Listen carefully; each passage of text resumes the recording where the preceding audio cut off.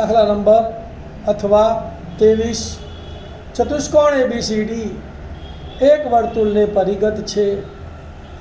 જો AB બરાબર 6.5 centimetre, CD બરાબર 8.1 સેન્ટીમીટર અને DA બરાબર 9.3 સેન્ટીમીટર હોય તો BC શોધો। દરેક પેપરમાં આ દાખલો પૂછાયેલો છે। સાવ સરળ દાખલો છે, ધ્યાન આપો। તો પહેલા શરત લખવાની, અહીં ચતુષ્કોણ ABCD એ વર્તુળને પરિગત છે। એક વર્તુળ દોરવાનું, એને ફરતે ચતુષ્કોણ ABCD દોરવાના, માપ આપેલા છે। AB બરાબર 6.5 સેન્ટીમીટર, અહીંયા લખવાનું 6.5।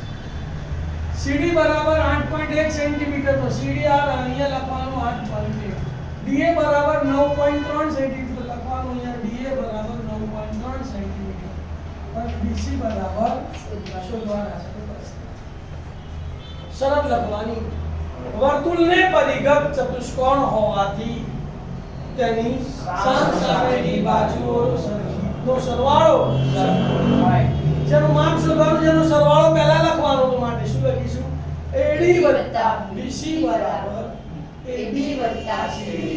માટે તેથી શું થશે ભાઈ?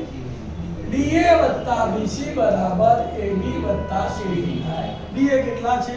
9.3, 9.3 વત્તા BC શોધવાના છે, બરાબર ના બરાબર। AB કેટલા છે? 6.5, તો 6.5 વત્તા CD કેટલા છે? 8.1। આ બેનો સરવાળો કરીશું, બાકી બધું એમનું એમ। તો માટે 9.3 વત્તા BC બરાબર 1 ને 5 6, પોઈન્ટ ના પોઈન્ટ 8 ને 14, તો 14.6 વત્તા 9.3 સામે જાય તો માઈનસ, તો માટે BC બરાબર અહીંયા શું લખાય? 14.6 માઈનસ 9.3, તો માટે BC બરાબર 14.6 માઈનસ 9.3। બાદબાકી કરીએ, 6 માંથી 3 જાય તો 3, પોઈન્ટ ના પોઈન્ટ 14 માંથી 9 જાય તો 5, તો માટે BC બરાબર 5.3 સેન્ટીમીટર આન્સર।